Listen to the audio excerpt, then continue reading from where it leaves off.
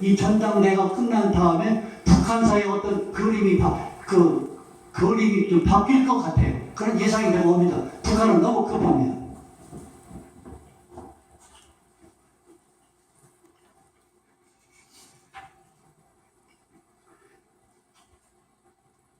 그래서 우리 한미연합사령부의 작전계획이 5개가 있는데 그건 전부 방어 개념이에요. 방어 개념. 그런데 작년 2015년 8월 27일부로 한미연합사령부의 작전계획 5015라는 것이 있어요. 그건 뭐냐? 우리가 마음만 먹으면 어떤 도발이 없어도 안 되겠다. 북한 더 이상 봐서는 안 되겠다. 마음만 먹으면 아무 때고 선제 공격을 할 수 있는 작전계획 5015가 작년 8월 27일 발동됐어요. 발동인데 이번 지금도 훈련 진행 중이죠. 기비설보 훈련은 지금 북한을 참수 작전을 계속 하고 있습니다. 훈련을 하고 있는데 북한은 이때가 고비예요. 이때를 넘기면은 박근혜 정부가 아니고 다음 정권에서 북한 문제를 다룬다고 하면 우리나라의 미래는 암담합니다. 정말로 암담합니다. 보이지가 않아요. 박근혜 정부가 끝나기 전에 북한 문제가 반드시 해결돼야 됩니다. 박수치라.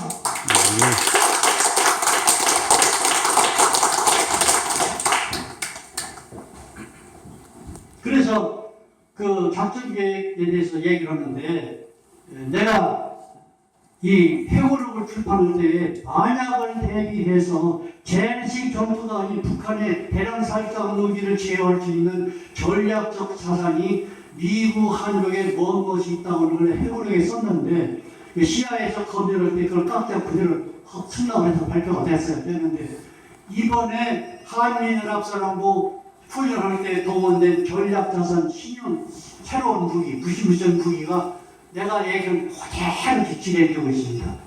진행되고 있어요. 그래서 미국은 내가 일본서 선계의 신문에서 기자회견할 때 이런 얘기를 했어요. 박근혜 정부 임기가 한 2년 남았고 아베 신조도 2년 반인가 3년 남았고 오바마 대통령도 그 무렵에 끝나는데 그 이후에 북한은 김정은이가 계속 있을 거 아니냐. 그러면 저렇게 못된 깡패 국가 인류 평화를 위협하고 괴롭히는 북한을 그냥 놔두고 너희 지도자들이 그냥 갈 것이냐. 그럼 어떻게 했냐. 너희들 임기 끝나기 전에 북한 문제 해결해라. 했더니 큰 기사가 나는데 일본 사회에서 이 기사가 대기를 했습니다. 그래서 지금 그런 쪽으로 가고 있는데 우리가 모르는 사이에 미국, 한국, 일본 3개국은 우리가 모르는 사이에 전혀 모르는 사이에 고도의 전략을 지금 움직이고 있는데 그 움직임이 북한 김정일이 그 체제를 차단하는 것인데 차단한 다음에는 우리가 북한하고 우리 동포 시간이면 북한도 모르고 걸서 않고 통일을 하는 작업에 들어가는데 왜 우리가 모르느냐. 내가 이런 얘기를 합니다. 정부는 국민에게 알려야 할 것이 있습니다. 정치, 경제, 사회, 문화 이런 건 모든 국민에게 알고 국민은 알아야 할 권리가 있고 언론은 그걸 보도해야 할 권리가 있는데 국가가 국민에게 말을 할 수 없는 분야가 4개가 있습니다. 뭐냐? 외교, 국방, 통일, 안보 문제에 대해서는 국가 전략과 계획을 국민에게 발표를 못합니다. 왜냐? 손자병법에 적을 속이기 위해서는 아군을 먼저 속여라 그랬어요.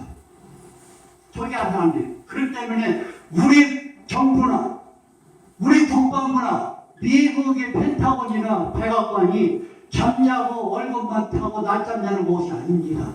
우리보다 몇백 배의 고민을 하고 계획을 짜가 준비했는데 그 계획이 거의 무르익어서 지금 어디까지 왔는 거니? 내가 이런 얘기를 몇 년 전만 해도 북한의 종말을 부산역이라고 하면은 여기는 삼남진이요, 삼남진이요 그랬는데 작년까지만 해도 초량역이요, 초량역이었는데 금년에는 뭐라고 하는 거지 내가 곧 부산역에 도착하니 이신물건 없이 안녕히 가십시오 하는 방송을 하고 있어요. 지금 북한 종말이 옵니다. 반드시 옵니다.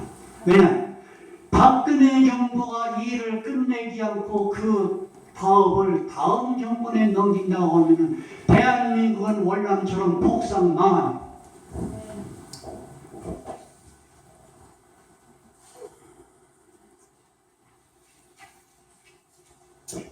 아니 그러면 한반도 유사시에 남한은 뭐예요? 남한도 유사시야. 내가 알아듣겠어요? 북한도 유사시가 아니야. 북한의 유사시 상황이 벌어지면 남한도 유사시야. 정신을 바짝 차려야 돼.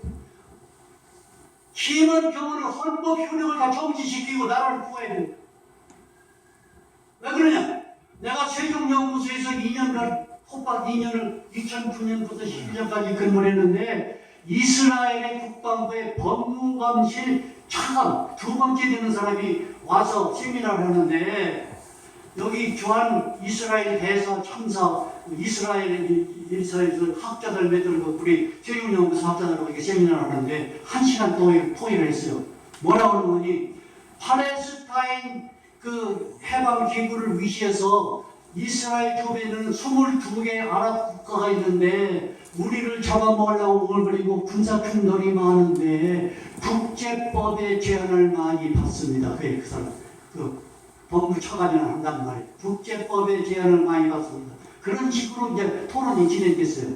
맨 마지막에 이명삼이가 바로 그러면 내가 한마디 하겠으니까 길게 할 거 없이 예스 노 둘 중에 하나만 하시오. 뭐냐?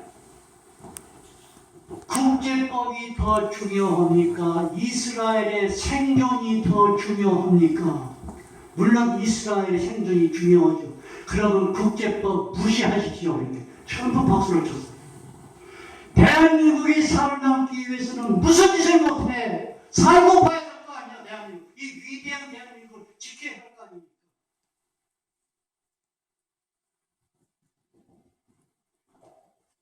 지금 중국이 개입을 한다고요. 중국은 절대 개입을 못한다는 것은 중국이 아까도 얘기했지만 만일 북한이 급한 상태가 되면 중국이 친중 정부가 들어선다? 아니면 중국이 위성국이 된다고 여러 가지 얘기했는데 나는 TV방송 장성민 앞에서 단호하게 얘기했습니다. 절대로 중국은 개입을 못합니다. 중국이 개입을 한다고 하면 미국과 군사적으로 정치적으로 외교적으로 컨프런테이션 맞붙게 되는데 중국이 해서 할 수 있습니까? 못합니다. 중국 죽어요. 브루스 테넷이라는 랜디 연구소 브루스 테넷 학자 유명한 사람입니다. 그 사람 세종연구소 왔을 때 우리가 질문했습니다. 중국이 군사적으로 개입하게 되면 어떻게 되느냐? 2010년도에 샤프 대장이 한국을 떠나면서 기자회견에서 얘기했어요. 우리는 북한 급변 상태가 벌어지면은 북한의 한미연합사랑도 공동 군사력이 진입을 해서 북한을 정리를 하는데 제일 우선순위가 대량 살상 무기를 파괴하는 게 아니야. 안전하게 포위를 해서 방사능 누출 없이 제거하는 그 부대가 이미 창설이 돼서 한국에서 군사 합동훈련을 참가하고 있습니다. 국민이 물을 뿌리는데 우리 하고 있습니다. 그 다음에 북한의 질서라든지 정권 교체라든지 부정이 내려가는데 만약 거기 중국이 개입을 하게 되면 어떻게 되느냐. 브루스 테넷이 그 학자가 뭐라고 했는 거니? 껄껄 웃으면서 당신들은 고작 생각하는 게 그것밖에 안 되니까. 왜 그러니까? 만약에 한반도 유사시에 중국이 개입을 한다고 하면은 중국의 9억 인구가 하루아침에 몰살할 수 있는 자신이 있으면 허락이 돼요. 우리가 박수를 쳤어요. 절대 중국은 개입을 못합니다. 그런데 지금 세계 판도가 바뀌고 있어요. 이거 하나님의 역사예요. 하나님의 역사. 세계에서 최고의 석유 수입국, 석유 소비국이 미국이야. 미국인데 2014년 12월을 해서 미국의 경제력의 판도가 바뀌었는데 지금까지는 그런 일이 전혀 없었고 불가능한데 노스다코다, 사우스다코다에서 셰일 오일이라는 기름이 나와요. 그건 뭐 우리는 기름을 이렇게 품어내죠? 셰일 오일은 바위독에 쩔어붙은 기름을 추출하는 기술인데 그거 가지고 엄청난 기름이 나옵니다. 작년 11월 달에 오바마 대통령이 대서양 대륙보고 멕시코만에 있는 유전을 개발하고 있습니다. 그는 2020년 기준